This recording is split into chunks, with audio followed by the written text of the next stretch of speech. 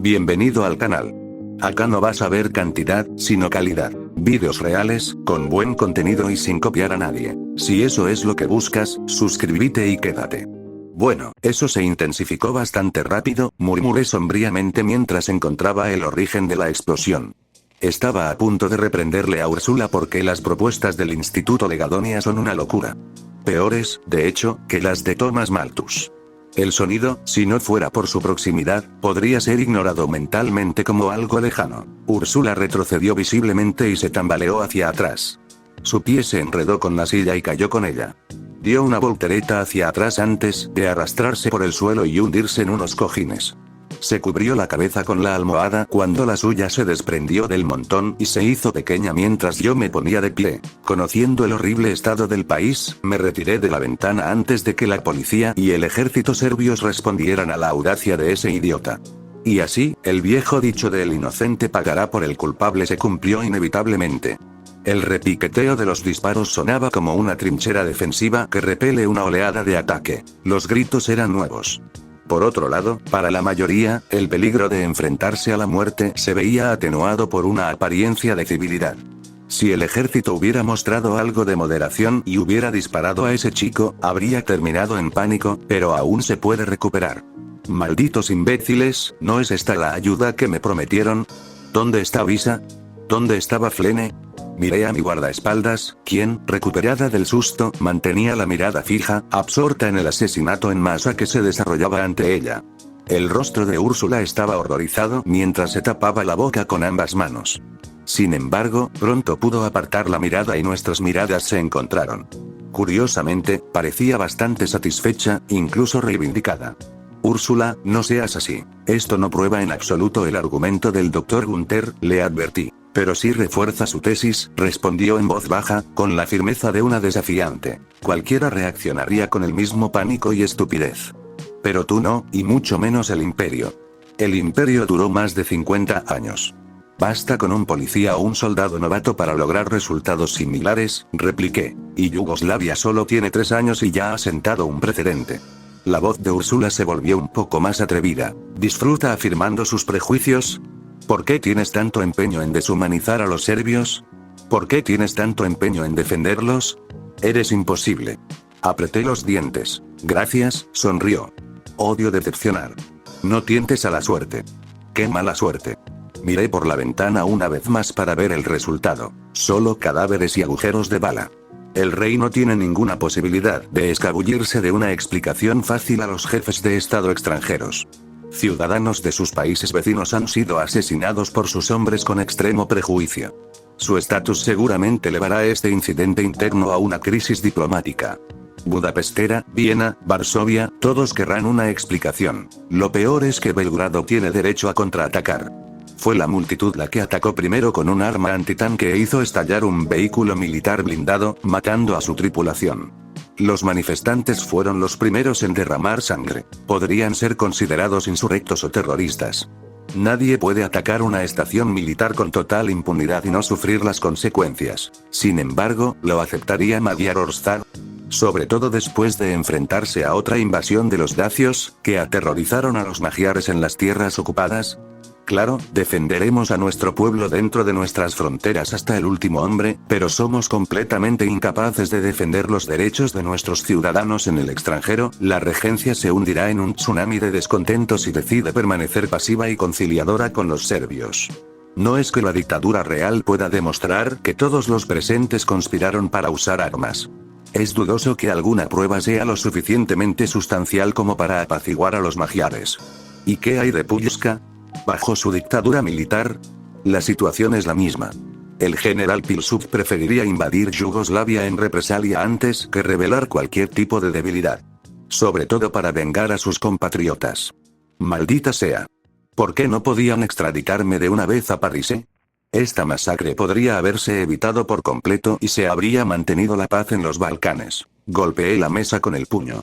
Maldito seas, Ser Décimo. ¿Por qué no puedes dejarme en paz? ¿Y por qué ninguno de mis subordinados ha respondido? Resoplé profundamente. Supongamos que mis cartas llegaron tarde. Hay muchas maneras de retrasar a un cartero, sobre todo en este entorno político y económico, y sus planes de coordinación y ejecución tardaron demasiado en llevarse a cabo. Podría ser que el lobo solitario actuara solo. Solo otro ultranacionalista revanchista buscando atención, usando mi encarcelamiento como excusa conveniente. ¿Estás bien, Argenta Plateada? Úrsula se acercó a mí, poniéndome suavemente una mano en el hombro. No, no lo estoy. Exclamé furioso. Cualquier día podría estallar otra guerra y mi nombre quedará manchado por ello. ¿Y mis subordinados? Ellos están haciendo todo lo posible por apoyarte en todo lo que pueden. Se acercó para abrazarme, lo que me hizo soltarme de su abrazo. Este no es buen momento para un abrazo. No estás solo. Úrsula continuó. Ten fe en tus hombres. Ellos vendrán por ti. ¿Cómo puedes estar tan tranquila con esto? Pregunté. No lo estoy. Negó con la cabeza rápidamente. Estoy aterrorizada, pero creo que Dios nos abrirá un camino. Miré hacia la ventana. Por supuesto, comenté secamente. Dependamos todos de Dios en estos tiempos difíciles. Plata Argenta. Oí a Orión gritar, lo que me hizo girarme de inmediato y salir corriendo de la cama hacia él, despertando a Úrsula. Su voz se volvió baja y sombría al instante. Pronto tendrás una visita. ¿Quién? El príncipe regente, creo. ¿Regente? Repetí lentamente, con un nudo en el estómago. ¿Qué le pasó al rey? Le pasó algo malo. Orión murmuró. Todavía no hay nada oficial. Justo cuando limpiaban los cuerpos, solo habían pasado unos días. ¿Acaso Ser Décimo no puede tomarse un descanso? Disculpa, Orión. Hice todo lo posible por sonreír a pesar de la mala noticia. ¿Puedes traerme los periódicos de hoy? No he recibido ninguna información del mundo exterior. Lo siento, Plata Argenta. Negó con su rostro barbudo al instante. Nuevas órdenes del regente. ¿Puedes al menos decírmelo? No tientes a la suerte, Orión. Gritó una nueva voz. Hará que te ahorquen. Miré a través de los barrotes de mi prisión de lujo y vi a otro guardia de guardia. A diferencia de Orión, el hombre no parecía ser otro de mis admiradores. El príncipe regente le informará en cuanto llegue. El segundo guardia me ofreció esta única concesión. Hasta entonces, declaró que nada entrará ni saldrá de su habitación. ¿Cuál es el estado de mis cartas? Pregunté. ¿Te parezco un cartero? Espetó con amargura. Pregúntale al regente. Orión. Me volví hacia el veterano. Las enviamos. Me aseguró. Pero yo no controlo quién se lleva el correo. Suspiré con fuerza. La inactividad me matará. De acuerdo, simplemente lleve mis preguntas al príncipe regente. A juzgar por las circunstancias, debe tener influencias en todos los niveles del gobierno. Simplemente llévese bien con él y me iré de este país y volveré al DDP. Regresé a mi escritorio para empezar a revisar mi segundo borrador de la Declaración de los Derechos Humanos, un gran plan que ahora era mi proyecto personal solo para mantenerme ocupada durante mi estancia. Mi guardaespaldas se levantó de la cama para vestirse antes de sentarse a mi lado. Sin ofender a Visa, casi deseaba que tuviera la formación intelectual de Úrsula. Incluso sus prejuicios tienen la dignidad de guardarse en su interior. No solo eso, sino que le intrigaba bastante la idea de este documento. Incluso llegó a llamarlo universalismo. Un nombre tonto. Es humanismo básico. Eso es. Derechos humanos inalienables. Para todos. Sin embargo, de alguna manera, por razones que no logro comprender, Úrsula tiene una definición muy limitada de lo que incluye todos. Cuando le dije que este sería un principio rector internacional, pensó que solo se refería a los europeos y a los Estados Unidos. Pero cuando digo todos, me refiero a todos. Me refiero a los africanos, los baratíes, los del sudeste asiático, los japoneses, me refiero al pueblo Yamato, y a todos los demás que no conozco pero que también existen. Y por alguna razón, Úrsula me miró con la mirada perdida, como si estuviera confundida. Visa habría aceptado mi explicación tal cual, pero Úrsula se atrevió a desafiarme. ¿No se da cuenta de que va en contra del sentido común? Una cosa es que los baratíes sean iguales entre sí, me dijo con cara seria, como si estuviera describiendo el color del sol. Otra cosa completamente distinta es que los baratíes sean iguales a quienes los conquistaron tan a fondo. Al fin y al cabo, las ovejas son iguales. Los lobos son iguales. Pero los científicos no dicen que los lobos y las ovejas sean iguales. Si alguna vez conozco al Dr. Gunther, puede que lo mate. Todavía. Quizás no debería juzgarla con tanta dureza. Si su relato de la historia colonial imperial de ultramar es correcto y, por lo tanto, podría considerarse una verdad objetiva, ya que los libros de texto que había leído aparentemente pasaban por alto esa faceta de la historia, entonces sospecho que el racismo de los antiguos imperiales hacia los no europeos parecía derivar de la ignorancia más que de una intolerancia inculcada como el antijudaísmo. Al no tener colonias en África ni en el sudeste asiático, el imperio no tuvo que recurrir a las mentiras ambiguas que Francia y Albión se decían a sí mismos para justificar su dominio supremacista blanco. Sin embargo, debido a eso, la gente del imperio, si quería aprender de estos lugares extranjeros y exóticos, tenía que ir directamente a estas colonias o leer libros y periódicos publicados por Albisho Francois. Cuando presioné más, Úrsula comentó cómo el rey Federico de Grosse, de Preus, estaba fascinado por la cultura indígena americana durante el siglo XVIII, pero todos los libros y artículos que leyó sobre estas tribus provenían de la perspectiva de colonos blancos estadounidenses. Y como el imperial promedio probablemente nunca había visto a un africano o barati en persona hasta la Gran Guerra, su primera impresión los consideraría como invasores extranjeros, ya que las potencias aliadas trajeron millones de tropas coloniales al frente occidental, justo cuando la Federación Rusa reclutó a millones de sus poblaciones asiáticas minoritarias para luchar en el frente oriental. Combinado con la ocupación de Renania y el saqueo de Bruselas.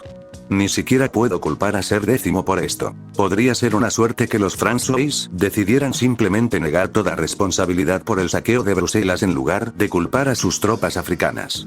Después de haber sido alimentados durante un siglo de propaganda sobre el salvajismo africano y la carga del hombre blanco, los Lotierns, los germanianos y todos los demás podrían simplemente aceptar la búsqueda de chivos expiatorios en lugar de seguir responsabilizando a Parisee. En cualquier caso, el sentimiento de sospecha hacia los africanos y los baratíes por parte de los germanos persistirá durante décadas a menos que ambas partes acuerden un intercambio cultural para llegar a un entendimiento mutuo. Bueno, dijo Úrsula pensativa, recuerdo perfectamente que antes de la Gran Guerra, había arlemitas que tocaban en Berún, Praga, Varsovia, Ámsterdam, todos querían tocar en el imperio. ¿Arlemitas?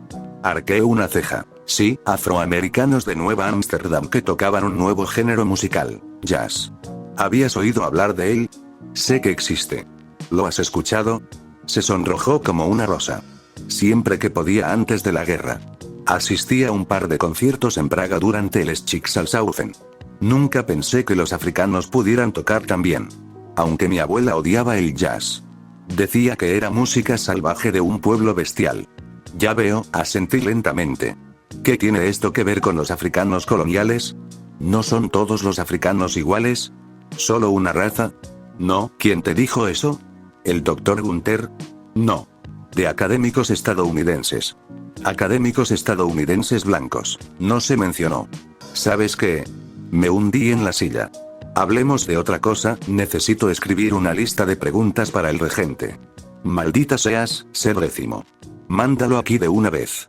Estoy listo para volver a Germania, abrazar a Visa y enviar a Úrsula en misión diplomática a Asia. Plata argenta. El anuncio de Orión me despertó temprano una vez más. Está aquí. Por fin, murmuré. Las últimas 48 horas no podían pasar lo suficientemente rápido. Me vestí, con la esperanza de parecer lo más inofensiva posible, antes de marchar a recibir a mi estimada guardiana en la puerta. Mi guardaespaldas me siguió rápidamente tras cepillarle el pelo ligeramente y maquillarse ligeramente. El regente de la corona era un hombre alto y delgado. Perfectamente erguido, pero no como un soldado, sino más bien como una estatua de museo.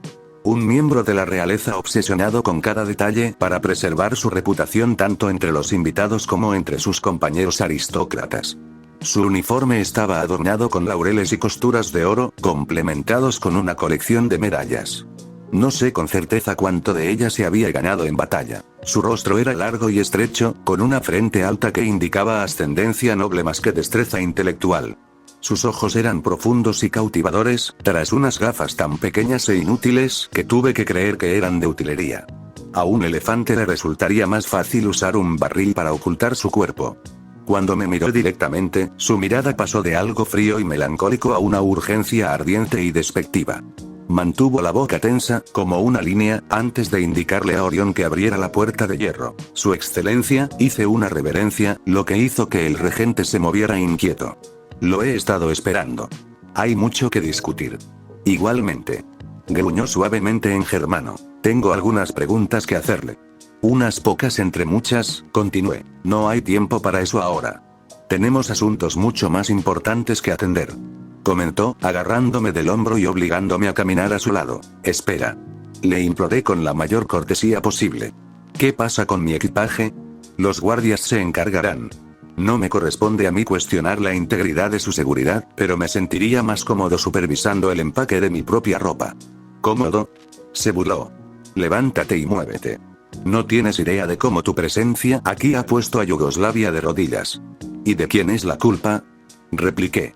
Si mis palabras hubieran tenido la paciencia y la consideración que merecen, tu reino habría evitado la masacre. No me refiero a la masacre, espetó. ¿Y entonces qué? En lugar de responder, me arrastró hasta un coche patrulla como si tirara de la correa de un perro terco. Uno de los guardias abrió la puerta antes de que me empujaran dentro con las esposas en las muñecas. Mientras tanto, Úrsula intentó seguirme, pero el centinela la detuvo. Tú no, le dijo el regente, vete a casa. Yo voy a donde Argentsil. Su protesta fue silenciada de inmediato cuando él la golpeó 2 veces en las mejillas. El ruido resonó en el patio. No me repetiré. Dijo con severidad. Váyase. Con lágrimas en los ojos, Úrsula parecía dispuesta a mantenerse firme. Habría sido impresionante si no fuera por 2 soldados corpulentos que la levantaron y se la llevaron. Después, el coche rugió y se puso en marcha para seguir el carruaje real del regente. Por muy triste que fuera verla partir, al menos ahora podía hablar con el gobierno yugoslavo.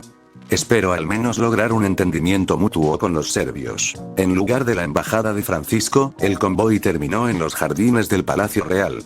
Aparte de un batallón de soldados marchando por la calle y los pasillos, había un contingente bastante considerable de hombres esperando en la puerta principal.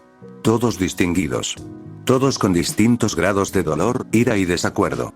Ver mi rostro asomándose por el recorte fue suficiente para que sintieran un gran alivio. La puerta trasera de la camioneta se abrió enseguida y mis muñecas quedaron libres de las cadenas, pero el regente me llevó aparte para susurrarme al oído. Ponte presentable, me advirtió, aunque la amenaza era completamente vacía. ¡Qué bien!, gruñó uno de los hombres. Está aquí.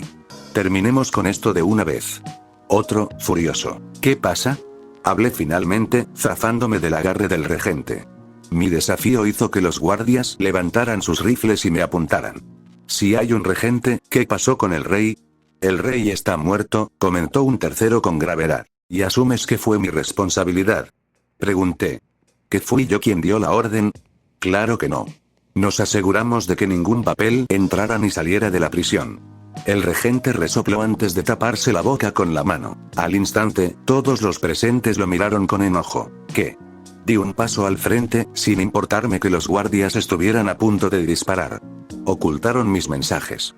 Órdenes del rey. Alguien salió en defensa del regente. Antes de su prematura muerte, Patrick solo cumplía con su deber. Todos lo hacíamos. Así que mis cartas siguen en esa prisión. Apreté los dientes. ¿Pero qué hay de Orión? Pensé de repente había desobedecido todo el tiempo. Por ahora, se las entregarán a su compañero, respondió el regente Patrick. En marcha. Un momento, ¿quiénes son estas personas? Miré con enojo a la asamblea de hombres furiosos y sudorosos. Se presentaron como el Consejo de Ministros, los hombres a cargo de las ramas ejecutivas de la dictadura real. Sin duda, los últimos meses han sido extremadamente estresantes para ellos.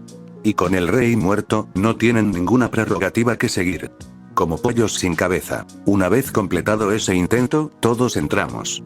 Si Úrsula hubiera hablado serbio con fluidez, podría haberme enseñado el idioma para poder escuchar a escondidas su conversación. ¿Cómo salimos de esta tontería?, exclamó el ministro de Transporte con furia. Si los magiares están contentos, podemos culpar a los guardias de seguridad del terreno, sugirió el regente Patrick. Su excelencia. Protestó el ministro de Seguridad Interior con vehemencia y enojo. Soy la seguridad. No puedo, no quiero, permitirme ser el monstruo de esta farsa. Tenemos que culpar a alguien. Imploró el ministro de Asuntos Exteriores, no podemos culpar a la chica. Los magiares y los pullicanos no lo aceptarán. Y no podemos usar sus cartas en su contra. Culpar a los magiares, pullicanos, croatas, está fuera de cuestión. Incluso si fuera su culpa por venir aquí, proclamó el ministro de Guerra. Sin duda, nos invadirán como represalia. ¿Por qué no podemos culpar simplemente a los judíos?, sugirió el ministro de Educación y Cultura. Así evitamos culpar a los imperiales por destruir ese tanque y a nosotros mismos por contraatacar. Me gusta esa idea. Patrick tarareó, volviéndose hacia el ministro de Seguridad. ¿Cuándo puedes encontrar judíos? Mañana, en la próxima reunión. Reflexionó un momento. Momentos. Nominaré a algunos chivos expiatorios. Podemos organizar la ejecución de un par de rabinos y les diremos a los germanos, magiares, pulskanos, a todos, que lo que ocurrió en Belgrado fue un ataque de falsa bandera de una conspiración bolchevique judía para derrocar el reino. Ah. Comentó el ministro de Asuntos Exteriores, también culpemos a los silvanos. Para que Budapestera y Varsovia se centren en los romaníes. Esa es una buena idea. Patrick asintió, de acuerdo, vamos a ver a los embajadores. ¿Dónde está la chica? El regente de la corona se dio la vuelta para ponerme la mano en la espalda antes de guiarme hacia adelante justo cuando los ministros del gobierno nos seguían como una bandada de patitos. Mientras caminábamos, volvió a inclinar la cabeza en mi dirección para recordarme que interpretara el papel de una princesa rescatada. ¿Y si me niego? Sonreí con picardía. Leí tu entrevista y tu libro. Me dijo claramente, a menos que todo lo que dijiste fuera mentira, nos ayudarás a preservar la paz con Magyar Ország. Entiendo, respondí, pero quiero que sepas que vine aquí por una razón. ¿Para qué? Para ayudarte. Tengo un mandato de los líderes de mi partido para ayudar a restaurar la democracia en Yugoslavia. ¿Y cómo crees que puedes lograr eso? El rey está muerto, ¿verdad? Susurré con timidez. Su rostro estaba helado, aunque un destello de miedo se reflejó en sus ojos. Sí. Por asesinos comunistas. Puedo vengarlo por ti. Nos detuvimos de repente ante dos puertas enormes. Se hablaba germano al otro lado, aunque no pude distinguir las palabras. Nos miramos con enojo. 1.000.000 de cálculos pasaron por su cabeza calva mientras de repente me miraba con otros ojos. Le sonreí, pero antes de que los guardias pudieran abrir la puerta, me acerqué para apoyar la mano en la madera. Una vez que consiga que los magiares dejen de llamar a la guerra, ¿considerarán mi propuesta? El regente de la corona y todos los ministros me fulminaron con la mirada, algunos temblando. Incluso los guardias dudaban en sacar sus pistolas. De acuerdo. Patrick asintió con firmeza y me estrechó la mano. ¿Qué hacen? Balbuceó el ministro de Seguridad. Por algo la llaman la Diabla del Rin. Mi tío fue asesinado por comunistas. Replicó. Mi prima es demasiado joven para gobernar. No tenemos mejores opciones para seguir adelante. Destruirá este país. No presté más atención a sus quejas cuando se abrieron las puertas para revelar a varias docenas de diplomáticos de los antiguos estados imperiales sentados en un elegante salón de banquetes. El contingente más grande de delegaciones eran magiares. Casi de inmediato, todos se pusieron de pie con los ojos como platos al verme. Como fanáticos del anime en una convención de cosplay, se acercaron a saludarme. Maldita sea la ansiedad, Pulskans. Refunfuñó un magiar. Siempre intentando ser los primeros. Entonces bájense de sus ponis y empiecen a montar caballos de verdad. El Pulskan le guiñó un ojo. Su libro se publicó en mi región. El representante de Lotiern sonrió. Obviamente deberíamos ser los primeros. Cuando Praga se vuelva sobria. Un germano respondió. Es de Berún. Somos los primeros. Un momento, dijo el embajador checo, ¿por qué no somos los primeros? Bohemia es el corazón del imperio. Nosotros le construimos las armas que usó. Salvó a nuestro país. El diplomático danés comentó. Todavía no le hemos dado las gracias. Deberíamos estar en el frente. También salvó a nuestro país. El representante osterriano intervino. Deberíamos ser los primeros. Estaba en Viena. ¿No tengo voz ni voto en esto? Preguntó el contingente eslovaco del estado checo-eslovaco. Caballero, me tapé la nariz. ¿No tenemos asuntos más importantes que tratar? Cierto. Asintió rápidamente el embajador magiar, abriéndose paso hacia el frente. ¿Se encuentra bien?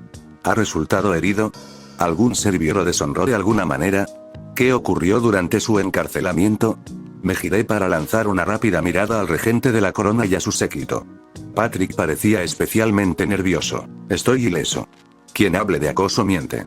Los serbios han sido unos captores amables, aunque desearía que su actitud fuera más benévola. Menos mal. El magiar dio un suspiro de alivio. Soy Vas Marienburg.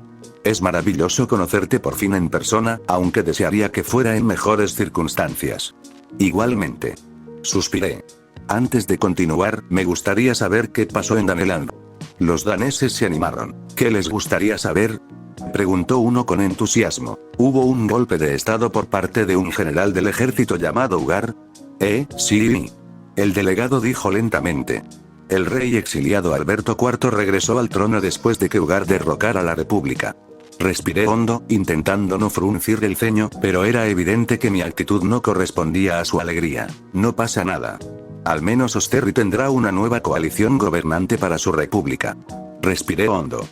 Sobre eso, plata argenta, dijo el delegado de Osterry tímidamente, antes de esconderse detrás de los Pulleskans cuando miré en su dirección. ¿Sobre qué?, dije con bastante enfado. El exiliado archiduque Carlos el Bendito ha recuperado su trono ancestral en Viena tras un golpe de estado real del general Teoneau. Lo que fuera que se reflejaba en mi rostro, incitó a la mayoría de los delegados a regresar a sus asientos con la moral de los derrotados. ¿Y qué pasó con Hitler? Pronuncié cada sílaba lentamente. Se convirtió en canciller del archiduque, respondió el osterriano. ¿Cuándo? Hace 4 días. Esperaba buenas noticias. Sentía las uñas clavándose en las palmas de las manos. Hay buenas noticias. Vas, Marienburg, imploró. Estás aquí. Sigues sano y salvo. Por fin podemos dejar todo esto atrás. ¿Por qué? Mis asuntos aquí no han terminado, le dije. Estaba confundido. ¿Qué asuntos tienes aquí más importantes que los que tienes con nosotros? Hacer la paz entre Belgrado y Budapest. Oh, eso es fácil. Ya tenemos una propuesta preparada en el supuesto de que vengas sano y salvo. Ah, bien. Me relajé un poco. ¿Cuál es la propuesta? A cambio de enterrar el hacha de guerra, como diría uno, en lo que respecta a lo ocurrido en Belgrado entre las dos naciones, Magyarország cesará la movilización a cambio del regreso sano y salvo de Tanja von de Gurechav a Budapestera. ¿Budapestera? Arqueé una ceja. ¿Por qué no me envían de vuelta a Germania? Porque, continuó Marienburg, se te concederá el trono magiar. Serás coronada Tanja la primera de Magyarország. Lo miré con la mirada perdida. Esto tenía que ser una broma. Soy de la nobleza menor, le dije, pero noble al fin y al cabo. No tengo tierras allí. Te daremos una.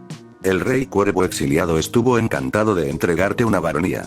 Tiene sirvientes, una bodega y una hermosa vista del río Danubio y los Cárpatos. Pero si quieres un rey, ¿por qué no lo traes de vuelta?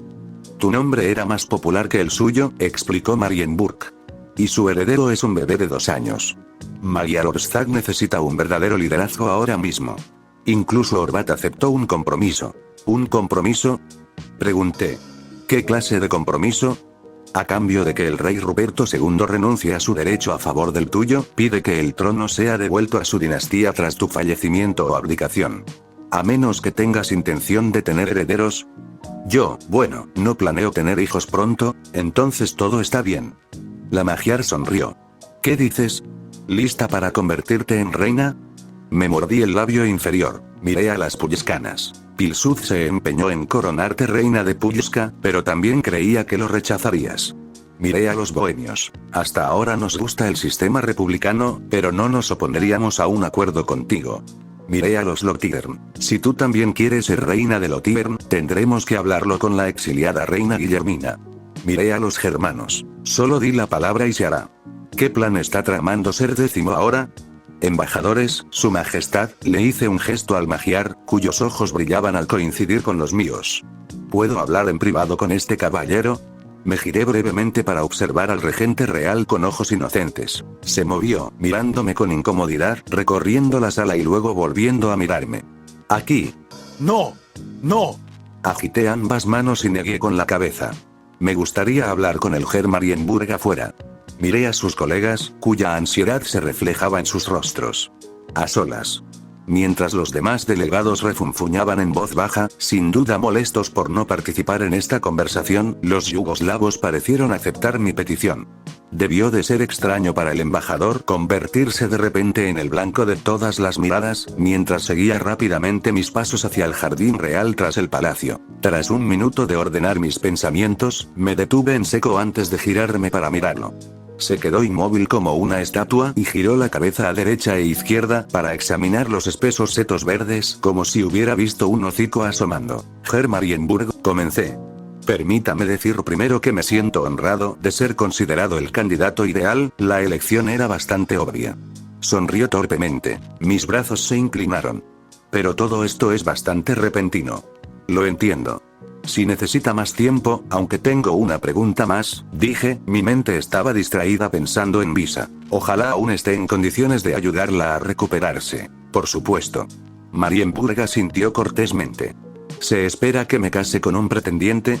Se mordió el labio ante mi pregunta. Tradicionalmente, se anima, sobre todo con alguien de su mérito, a forjar una unión con los miembros marciales de nuestra clase noble. Se anima, pero con el compromiso, ya no es necesario para usted. Puedes gobernar Magyar Ország solo si así lo deseas. Y si decidiera casarme, respondí, ¿tendría vía libre para elegir a mi pareja? Por supuesto, es tu prerrogativa real. Pero debo ser franco y hacerte saber que el Parlamento y el pueblo expresarán sus opiniones alto y claro.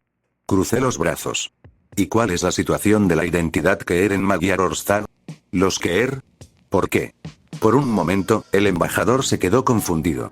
Lo vi abrir la boca para formular su pregunta, pero la cerró de golpe, tapándose la boca con la mano mientras sus ojos se agrandaban como platos. Su expresión se transformó en una expresión de absoluta incredulidad y una repentina consciencia. Kyrie eleis, oh, esas no eran metáforas en tu manifiesto. Entrecerré los ojos. Richard editó mi borrador final sin mi consentimiento. ¿Qué metáforas?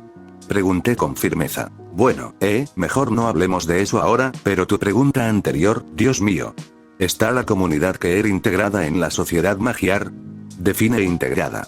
Respondió, casi vacilante en su propia petición. Aceptada entre el pueblo. Define aceptada. Marienburg, resoplé, sé que eres un hombre inteligente y culto. ¿Sabes lo que significan estas palabras? No te engaño. Te pregunto si me convierto en reina, ¿podré casarme con alguien de mi mismo sexo y género?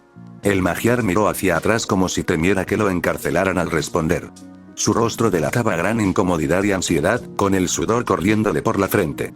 Tragándose la vacilación, se acercó a mi espacio personal y se inclinó para susurrarme al oído. No. No puedes. Al menos no oficialmente. Si quieres participar en actividades Keer, debes hacerlo a escondidas. Tanto del público en general como de los conservadores.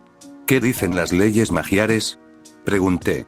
Era una pregunta tonta, dado su lenguaje corporal, pero mejor confirmar que suponer. El matrimonio homosexual es ilegal. Hasta 1 año de cárcel.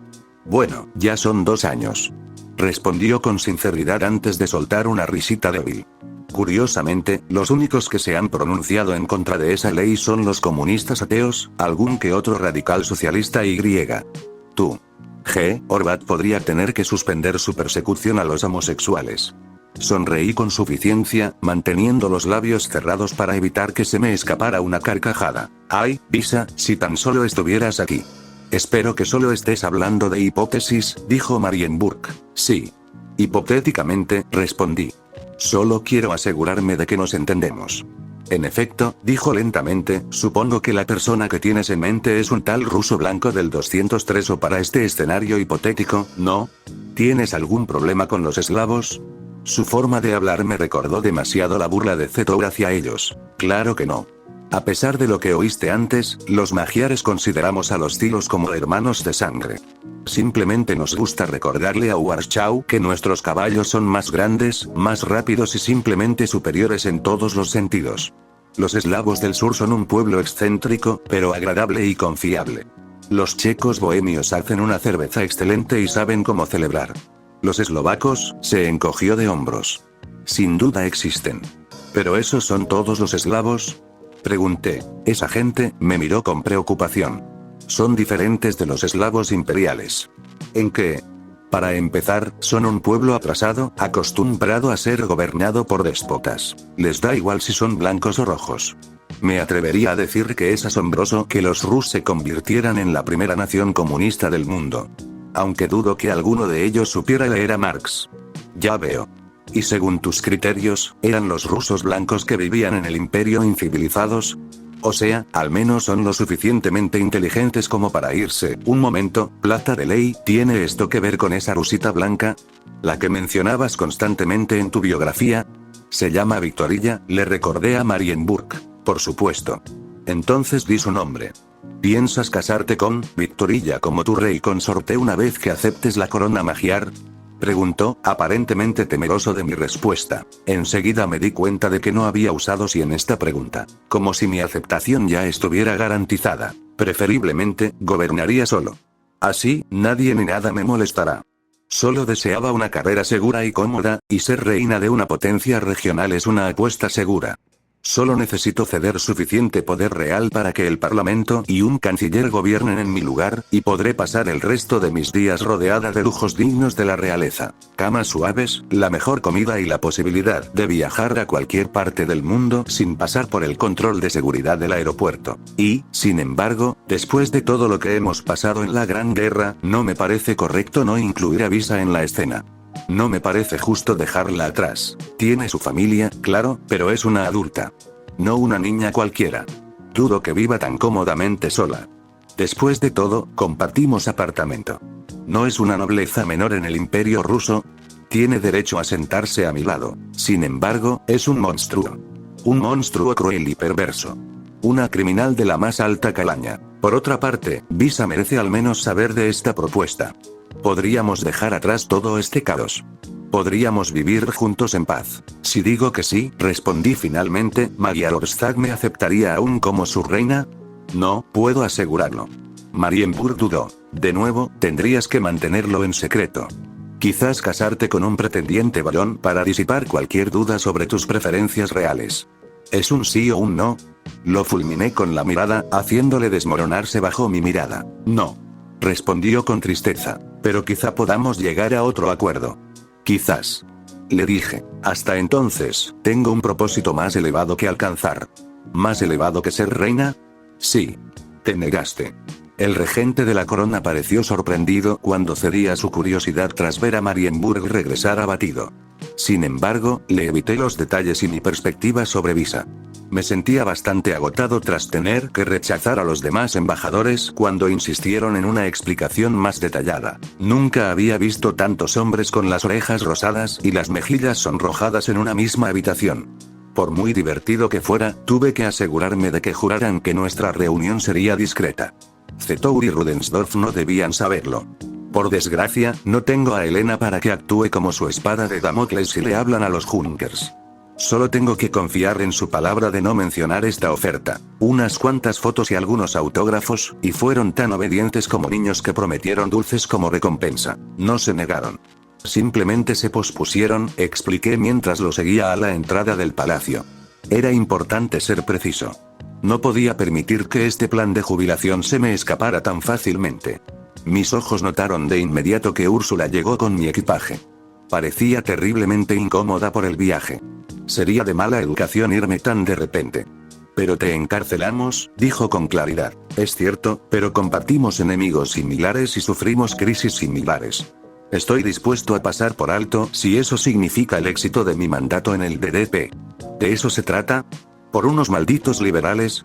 Para hacer del mundo un lugar seguro para las instituciones democráticas. Después de todo, ¿no es el propósito de la dictadura real la necesidad de traer estabilidad a Yugoslavia? Sí, respondió. Pero no buscamos tu ayuda. ¿En serio? Sonreí. ¿Y cómo le va a tu gobierno hasta ahora?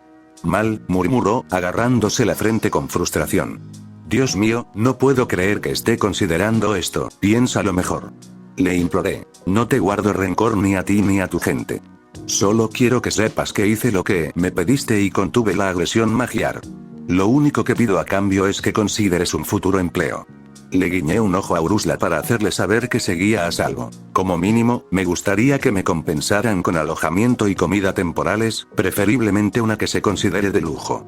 Hablaré con mi gabinete lo antes posible sobre nuestra alianza. Patrick refunfuñó. Como muestra de mi gratitud, puedo ofrecerte alojamiento acorde con tu rango y tu servicio a Yugoslavia. Por favor, no me hagas arrepentirme de esto. No te preocupes, Alteza. Mi objetivo es complacer. Hice una reverencia. Mientras el regente discutía los detalles con sus ministros, me encontré con Úrsula. Por supuesto, tuve que disculparme por el trato grosero que Patrick le había dado. No podía dejar que Boren dijera que fui injusto con su familia, después de todo. Se limitó a sonreírme superficialmente antes de abrazarme como si fuera su hermano. ¡Ay! Distancia, por favor. No delante de los yugoslavos. Ya había olvidado que asumió el papel de mi guardaespaldas. Por muy divertido que sea que un guardián se encapriche con su dependiente, hay una razón por la que solo existe en el mundo de la ficción. Después de apartarla de mí, Úrsula me ofreció una bolsa que contenía todas las cartas que habíamos escrito durante nuestro encarcelamiento. Sin duda estaban alteradas y obsoletas. Rebusqué en el montón con un profundo suspiro, lamentando el esfuerzo inútil de intentar alertar a mis aliados.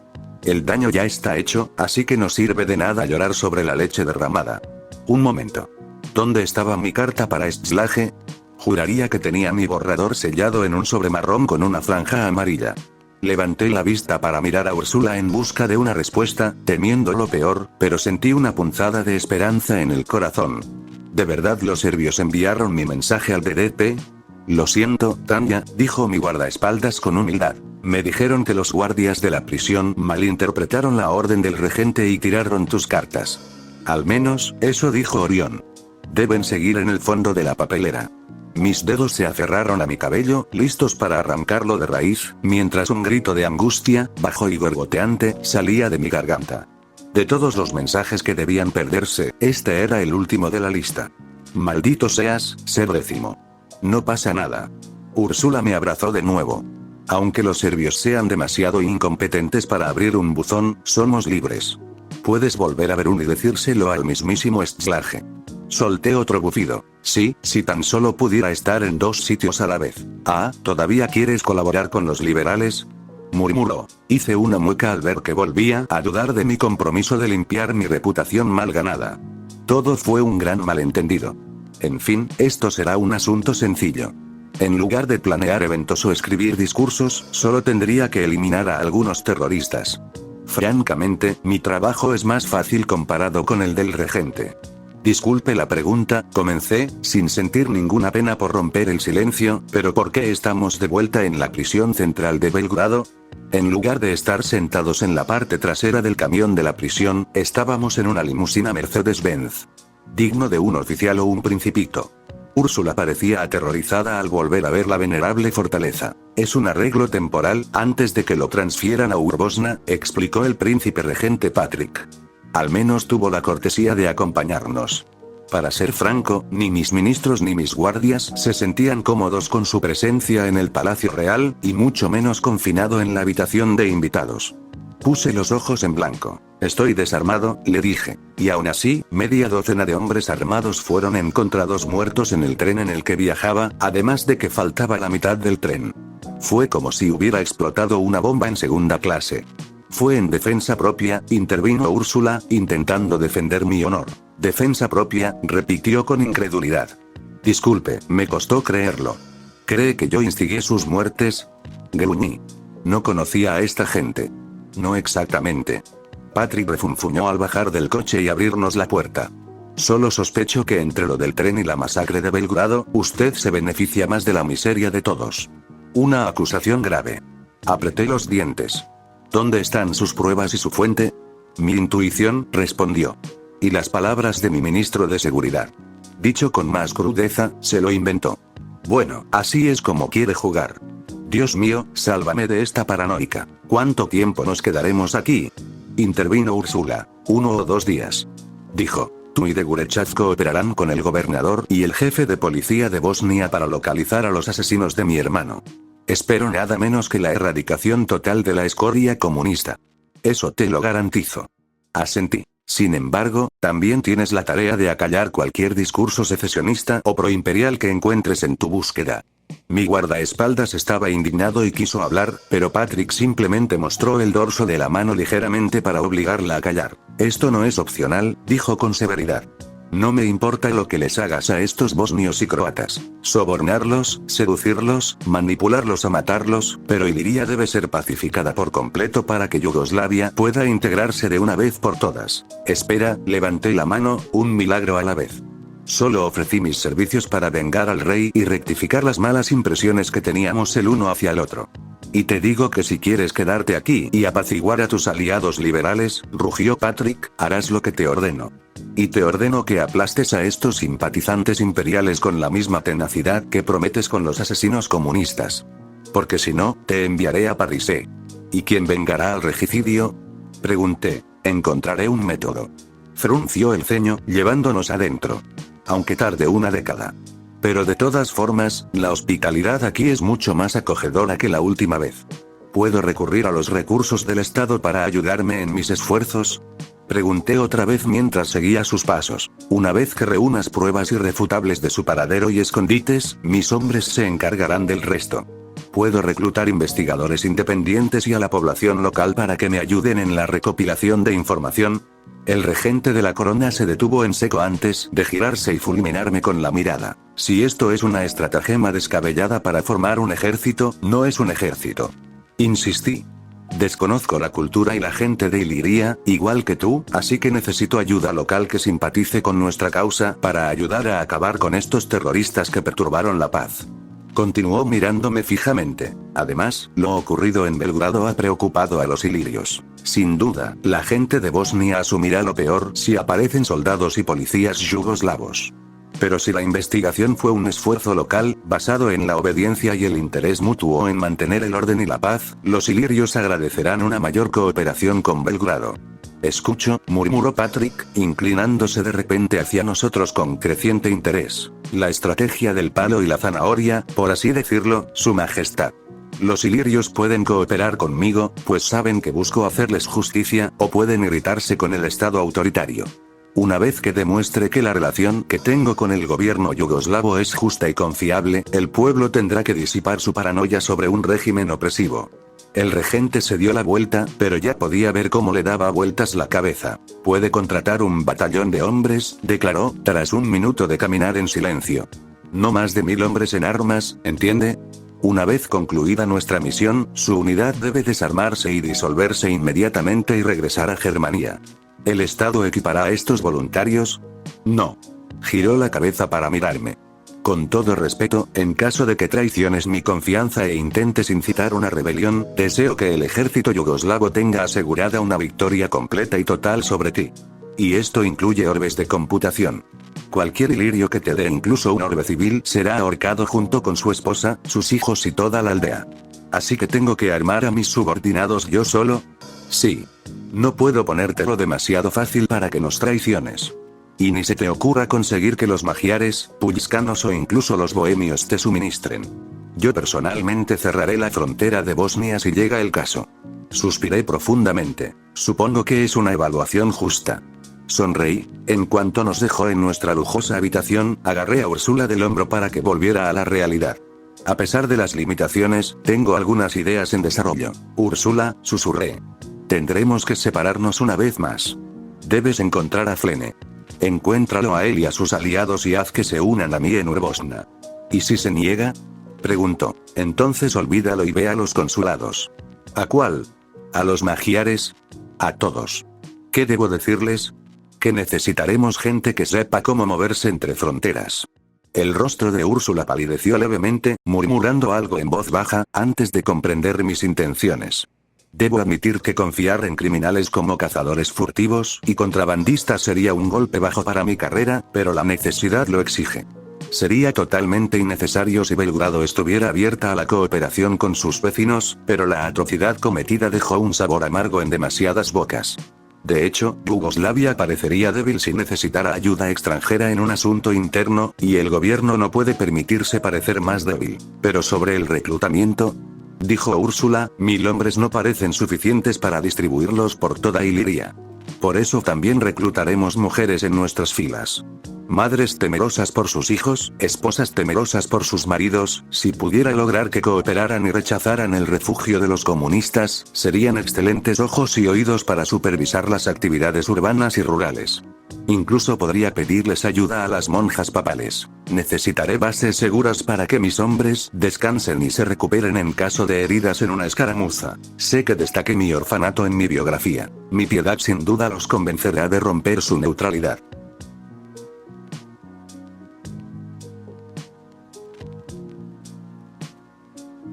¿Qué opinas de su libro? La repentina pero esperada pregunta del padre Schugel sobresaltó a Visa, que contemplaba con añoranza el campo. A pesar de haber encontrado una respuesta que podía pronunciar con seguridad tras la enésima relectura, Victorilla se sintió demasiado avergonzada para dignificar su pregunta con esa respuesta. Se sentía como si viviera a través del tiempo en visiones episódicas con una perspectiva ajena que le daba sentido a las cosas. Cosas importantes, cosas que la llevaron a cometer una serie de errores que la habían colocado en esta situación. Sin embargo, a pesar del autodesprecio que la consumía pasaje tras pasaje, podía sentir la mano amiga de Tanya precipitándose hacia el abismo, en un lugar donde clamaba a su familia, a Dios y a Tanya que estaba perdida. Sus pensamientos se arremolinaban en su mente antes de desbordarse por su garganta y asentarse en su estómago como una losa de hormigón. Esclarecedor, creo. Murmuró, con las manos apretadas sobre las rodillas, sentada junto al sacerdote loco mientras viajaban en tren a Berchtesgaden. Por suerte, a pesar de la emoción inicial de destrozar a un Rorita con las manos desnudas en la primera estación, el viaje había sido, en general, tranquilo. Tras mirar a su alrededor, Victorilla se revolvió en su asiento ante la mirada silenciosa de los demás pasajeros. De verdad, soy muy afortunada de tenerla en mi vida. Espero que Argent Silver solo estuviera exagerando cuando habló de irse de Europa, murmuró Schugel, incómodo, mirando un fragmento de periódico que publicó la entrevista de Caldwell. Con el tiempo que hace, sería de lo más inoportuno. Se quedará, dijo Victorilla rápidamente, a pesar de lo que estaba escrito. Visa lo deseaba, rezaba para que fuera lo contrario. Tiene que hacerlo. ¿Quién más puede restaurar el orden en el continente y vengar nuestro honor? Eres tú. Comentó, provocando que la vergüenza burbujeara bajo su piel. Un presentimiento de incorrección la estremeció por completo. ¿Visa como igual de Tanya? Pensarlo era un sacrilegio. Durante la mitad de su vida, Victorilla vivió como sirvienta y esclava de los caprichos del mayor. Ser elevada y ensalzada como nueva campeona era un sentimiento de lo más insensible. Sin embargo, de alguna manera, era reconfortante. La rusa blanca quería disfrutar de esa sensación. Tras ser incitada por sus aliados, ser considerada alguien especial era un sentimiento que nunca se dio cuenta de que necesitaba desesperadamente. Sin embargo, ahora mismo, la querían. La necesitaban. Pero por la gente equivocada. Al menos, la gente con la que Tanya estaría disgustada era con la que Victorilla se relacionaba. Después de todo, una mujer es juzgada por los hombres en su vida. Pero eran sus hermanos y hermanas en el exilio, parientes antes de que encontrara camaradas que la acompañaran más cerca que un hermano. Porque si Argent Silver le exigió a Victorilla que denunciara a sus parientes, no era diferente a exigirle que se pintara el pelo de rubio y reemplazar a la lengua de su madre por la de los arios. A pesar de su lejana relación con su familia en estos días, nada es más importante que la familia. Ninguna familia es perfecta, y sus sueños también fueron, una vez, los suyos. Sabiéndolo, también conocía el peso que el mundo había infligido a sus parientes. A pesar de eso, viven con lo que tienen a mano, sirviendo a quien pueden con sus manos expertas cuando sirven al zar. No están desesperados. Solo están confundidos. Solo necesitaban nuestra ayuda también. El mundo había girado 2 veces y para peor. El águila bicéfala del zar y el dragón negro del Kaiser han caído y el mundo se ha oscurecido como el telón de un teatro. Ahora viven tiempos inciertos, no muy lejanos a los del derrocamiento del monarca Francisco, y sus cuerpos se pudrieron en el fondo de un río. Si tan solo su amor pudiera comprender su lucha. ¿O era algo mío? La mirada triste que me dirigió desapareció ante mis ojos. ¿Me pasa algo?, susurró Victorilla. Su mente se desvaneció, su abrazo se aflojó, sus brazos se relajaron mientras se recostaba y miraba al techo con expresión estupefacta. Cielos, claro que no. El padre Schugel la miró con repentina preocupación. ¿Qué te hace decir eso? Yo, dijo Visa secamente. No lo sé. La miró pensativo mientras el mundo exterior pasaba. Se percibía una paz excepcional al contemplar las granjas que se alzaban sobre las ondulantes colinas y los picos nevados de las montañas de Baviera. Sin embargo, no era menos virtuosa que la zona de guerra que existía en las ciudades. Más de una vez, una bandera roja con la esvástica negra ondeaba orgullosa en las calles del pueblo. Pero, por suerte, no era omnipresente. ¿Cómo es que no lo sabe? ¿Por qué no puede responder? Toda su vida, la rusa blanca se comportó con absoluta seguridad, y la Gran Guerra no fue la excepción. Hubo pánico, incluso confusión, por supuesto, pero esos momentos fueron breves. Casi imaginarios al mirar atrás. Era mucho más fácil creer que Visa no había vomitado en su primer año como recluta en las trincheras de Renania. La visión de sangre o el hedor a muerte no la atormentaban. De hecho, la pólvora y el humo se aferraban a su esencia como un perfume. La guerra la seguía a todas partes. A la mayor nunca le gustaban las respuestas a medias, lo que convertía la presencia del padre Schugel en una bendición oculta. No insistió más y volvió a leer las escrituras. Visa echó un vistazo y vio que su libro sagrado era menos una Biblia que un cuaderno lleno de ecuaciones y bocetos de armas y dispositivos, aparentemente copiados de novelas pulp estadounidenses. Tan extraños como los diseños que vio en su sótano secreto. Máquinas bípedas para caminar. Espejos de mano. Un trono. Apartó la mirada, intentando concentrarse en el rostro del mayor, imaginando esa sonrisa radiante y contagiosa. Oh, el mundo sanará cuando el mayor vuelva a sonreír. La veterana maga ya podía imaginar una reunión bajo un cielo azul despejado, rodeada de las palomas más blancas y las campanas más nobles de la iglesia. Allí, en su visión, bajo su sinfonía, en el altar, ante el padre Schugel y su Biblia, estaba Tanya con su virginal túnica blanca. Delicada y perfecta en todo lo que más importaba. Podía imaginar a sus compañeros del 203 o presente, a sus amigos del Arnott, a sus hermanos y a Elena, verdes de envidia y sonrojadas por su propia ilusión, viviendo a la sombra del rincón. Mejor suerte la próxima vez, Elena. Parece que Visa ha ganado la apuesta. Ah, claro, sus padres estarían presentes. ¿Quién no querría conocer a Argenta en persona? Y, sin embargo, por mucho que lo intentara, la mente de Visa no podía evocar sus rostros. Como si sus expresiones hubieran sido borradas de una fotografía, dejando solo líneas blancas en su lugar. Soy horrible, la rusa blanca se burló de su mente. Soy una cobarde. Huí del consuelo de mi padre a los brazos de un predicador loco. Sus uñas rasparon la piel de su palma como un flagelante, impulsadas por una amargura y un asco implacables. Solo la sangre podría pagar tales deudas con patriarcas deshonrados. Estoy enferma. Mi padre tenía razón, no me siento bien. Estos sentimientos no se sienten bien, pero se sienten correctos. ¿Qué me pasa? Oh, Dios, por favor, sálvame de estos horribles pensamientos. Hazme normal. Hazme completa. No hay nada contigo. El anciano comentó, cerrando su libro mientras el tren aminoraba la marcha hasta detenerse en la estación, antes de ir a recoger su equipaje. Estaban perdidos, pero los han encontrado. ¿Cómo pueden estar tan seguros? Respondió Visa, levantándose lentamente de su asiento para tomar el suyo. Soy el pastor elegido por Dios. Schugel sonrió con ironía. Es mi trabajo recuperar almas perdidas como la suya para que regresen a su luz. Y no pretendo ser mediocre. No después de todo lo que he hecho por el ejército imperial y la plata argenta. Pero, el padre Schugel se giró y agarró a Visa por los hombros. Ni su boca ni sus ojos se inmutaron. Su expresión estaba completamente concentrada en discernir su rostro. Este era el ingeniero que Tanya debió haber visto, abordando la crisis de Visa como una ecuación matemática para desmontar y resolver en una pizarra.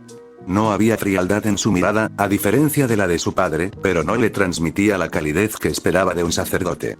Aún así, era extrañamente reconfortante que la miraran con tanta imparcialidad. Solo Elena y Tanya la habían mirado de forma similar en el pasado. Visa, escucha. Habló con la voz de un maestro que guía a su alumna. Te acepto como eres y como serás. Puede que tus padres no lo entiendan, pero yo sí. En esta iglesia, no estarás sola en tus dificultades. Sí, la carga es pesada, pero no la llevarás sola. Pero, soy raro. Soy un monstruo. Yo también. Y también Argenta Plata. No eres un monstruo. No dejes que nadie te diga que no perteneces a Germania. Luchaste por el imperio. Sangras por el imperio. Eso es más que suficiente para mí. Acepté a maricas como tú en mi iglesia. Judíos y ateos también. ¿Quieres saber por qué? Porque ustedes, como todos los demás, son hijos de Dios que buscan la misma verdad. Así que, por favor, sonríe. Sonríe por ti mismo, por Dios y por Argenta Plata. Ella habría querido que sonrieras. Las lágrimas corrían por las mejillas de Visa mientras se lanzaba a abrazar a su benefactor. Tranquila, tranquila. Schugel la abrazó con fuerza. Todo estará bien. Solo abre tu corazón a la voluntad de Dios y todo mejorará. Solo tenemos que arrastrarnos por el barro un poco más. Gracias, Visa lloró en silencio. No me des las gracias todavía, rió entre dientes. Ven, alguien nos espera. ¿Quién? ¿Boren? Se preguntó en voz alta, secándose las lágrimas al oír pasos que se acercaban. Su mirada se desvió hacia un joven rubio con el uniforme de Laxa, con el pelo más brillante que un tribal y cejas tan pobladas como orugas después de tantas hojas. Visa lo reconoció casi al instante. Boren. El de Gurechav. Oh, hola Visa. Saludó con una sonrisa no muy distinta a la de Tanya. Espero no interrumpir algo importante, pero ¿estás lista para partir? Tenemos una montaña que explorar. Tiene toda la razón, comentó Schugel, soltando a la mujer antes de recoger sus pertenencias. Es mejor que lleguemos antes de la cena. ¿Cenar? Preguntó. ¿Por qué? Más tiempo para que te adaptes a tus nuevas necesidades. Ah, claro. Después de todo, esto no es un campamento de verano. Pasó un rato antes de que Visa fuera conducida a su transporte. Era un lujoso Daimler-Benz, sin duda propiedad de un oficial del ejército. ¿Quién más podría poseer una posesión tan preciada, con esta economía, nada menos? Estuvo a punto de preguntar si el padre Schugel era el dueño, pero enseguida pensó en el tema. Al fin y al cabo, era ingeniero, los coches parecían formar parte de su repertorio, pero no le gustaba a alguien obsesionado con la estética. Era un sacerdote poco común. Con demasiada frecuencia los hombres con ropas sagradas llevaban relojes de oro ante sus feligreses. ¿Quién es? Empezó. Es mío. Boren sonrió radiante. Es precioso, ¿verdad? Mi tía abuela lo compró después de que regresé a casa. Aunque Visa sonrió y la felicitó, su corazón se encogió de envidia. Ojalá tuviera dinero para cortejar al mayor con los mejores chocolates en un Daimler-Benz. Ojalá sus padres fueran ricos. Sus padres eran ricos. ¿No lo recuerda? Hasta que los judeo-bolcheviques le robaron a su familia toda su... Para. Los bolcheviques la empobrecieron. Solo los bolcheviques. Son la escoria de la tierra. Son los que trajeron la ruina a sus hogares, los viejos y los nuevos. Solo ellos. Nadie más. Los colgarán. Los quemarán. Sus hijos serán arrojados al suelo de piedra ante ellos. Serán pasto del festín de los cuervos. Visa respiró hondo, metió su maleta en el maletero y se sentó en el asiento del copiloto. El padre Schugel, para su crédito, la animó a sentarse adelante y disfrutar de la última tecnología que Germania tiene para ofrecer. De hecho, el asiento era del mejor material que sus ojos comenzaron a cerrarse cuando apoyó la cabeza. Si la revolución nunca hubiera ocurrido, ¿mi padre habría comprado este auto? Era una pregunta ridícula. ¿Por qué gastar dinero en una caja de metal tan ridícula sobre ruedas cuando había caballos de guerra pura sangre perfectamente buenos para montar? Un cosaco no puede ser cosaco si no tiene caballo. Esa es la voluntad del zar. Sin duda, sus hermanos tendrán prioridad, pero Visa era la única hija de su padre. Quizás si hubiera aplicado la mitad del carisma y la fuerza del mayor, podría engatusar a su padre y pedirle cualquier regalo que quisiera. Pero, por desgracia, eso nunca ocurrirá. Es demasiado tarde. ¿Ya estás cansada, Visa? Gruñó Boren, conduciendo hacia su guarida oculta. No. Solo pensaba, respondió ella. ¿En qué? ¿En dónde estabas después de Triano? No te vi en Daneland. ¿Eso? Estaba ocupado. Tenía una madre a la que cuidar y una hermana a la que ayudar. Rió con torpeza. Supongo que mi entrenamiento con el mayor me permitió escapar de la sombra de las mujeres de mi familia. ¿De voluntad fuerte? Comentó el padre Schugel. Sí. Debo admitir que lo más poderoso que puede hacer un niño es decir no a sus mayores. Supongo que eso es lo que se necesita para ser un hombre. Debió de requerir mucho coraje, le dijo Visa. La vida ha sido mejor, diría yo. Todavía les tengo miedo a veces. Pero, ya sabes, tenemos que dejar nuestra propia huella en la vida. Incluso mi hermana casi me rogó que me acompañara a Laxa. ¿Tienes una hermana? No recuerdo si la mencionaste antes. Con razón, ya tenía bastantes cargas que llevar en el 203. Preferiría no convertir a Úrsula en el blanco de los seductores. Todos sabemos lo que les pasaba a las mujeres en el ejército imperial cuando no tenían hermanos que las protegieran. Claro, ¿cómo está? Lo último que supe de ella fue que estaba en Viena, encargada de acompañar al mayor. Pero eso me pareció una eternidad. Cuéntamelo, dijo el sacerdote. Bueno, los informes recientes dicen que el tren en el que viajaba la mayor fue atacado por terroristas croatas, refunfuñó Boren. Por suerte, tengo plena confianza en que la mayor hizo todo lo posible para que se arrepintieran de haberla atacado. Gracias a Dios por protegerla, susurró Schugel con solemnidad. Eso mismo pensé esta mañana al ver los titulares. No podía creerlo. 2 docenas de pasajeros fueron asesinados por ametralladoras. Es horrible. Visa frunció los labios. ¿Tu hermana? No lo sé. Ese es el problema. La mayor está allí, así que debería estar bien. Pero aún no hemos recibido noticias y temo que lo peor le haya pasado por encima. Tranquila, declaró Schugel. La has estado sirviendo desde entonces, ¿verdad? La última vez que lo comprobé, el 203 seguía con todos sus efectivos al final de la guerra. No dudes de ella ahora, pues tal es la divina providencia del Señor y su eminente servidor. Por supuesto, Boren apretó el volante con fuerza férrea. Solo me preocupa la seguridad de mi hermana. Eso es todo. Ten fe en la mayor, le dijo Visa. Ella protegerá a Úrsula. ¿Pero quién protegerá a Argenta Plata? Queriendo alejarse de esta línea de pensamiento, el ruso blanco recurrió al ex ingeniero jefe imperial para escapar. Quizás él pudiera alegrar el ambiente con otra de sus charlas. Quizás ella pudiera preguntarle más sobre coches. Me temo que debo decepcionarte, Visa, respondió. Los coches nunca me han fascinado, por increíbles que sean, pero me interesaban más otras cosas. ¿Por qué no? Preguntó ella intrigado por qué podría ser más interesante que estos vehículos. Estos automóviles son obras de ingeniería realmente asombrosas, sí. Pero, repito, nunca despertaron en mí la misma curiosidad juvenil. Ese honor corresponde a los trenes. ¿Trenes? Boren miró por el retrovisor un segundo para ver a Schugel. ¿Cuándo fue eso? Justo antes de que se formara el imperio. Ja. Fueron los años dorados de Bismarck. Era un jovencito a punto de convertirse en hombre. ¿Qué hacías? Insistió Visa con discreto interés. Era tamborilero, servía en el regimiento de mi padre, y allí fue donde vi mi primer tren. Eso sí que era libertad de verdad, una auténtica aventura, viajar con mi padre para luchar contra los francois. Ver lo rápido que se alejaba el campo, nunca olvidaré esa experiencia. Desde entonces supe que quería comprender el poder de la tecnología. Espera, murmuró Boren. ¿Serviste en la guerra franco-prusiana? De niño. Precisamente, sonrió con cariño. Nací en 1860 y tenía 10 años cuando marché con mi padre para liberar Alsacia-Lorena. Un orgulloso veterano del 1er Regimiento de Infantería de Westfalia. Celebré mi 11º cumpleaños en Versalles cuando Parisés se rindió. Westfaliano, murmuró el conductor rubio, guiñándole un ojo a Visa. Con razón sigues soltero. Hola, Boren. Schugel protestó con humor. Cuando tenía tu edad, tuve una amante en Praga, Varsovia y Budapest.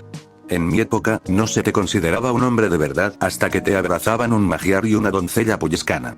Aunque algunos jóvenes no se detenían ahí, había chicos que buscaban una mujer de los reinos unificados. Los 10 anillos, lo llamaban. Dios mío. Era un niño tan travieso y malcriado. Y esas mujeres, debo decir, eran insaciables. Qué suerte que esos días quedaron atrás. Imagínate, resopló Boren, mirando a Visa.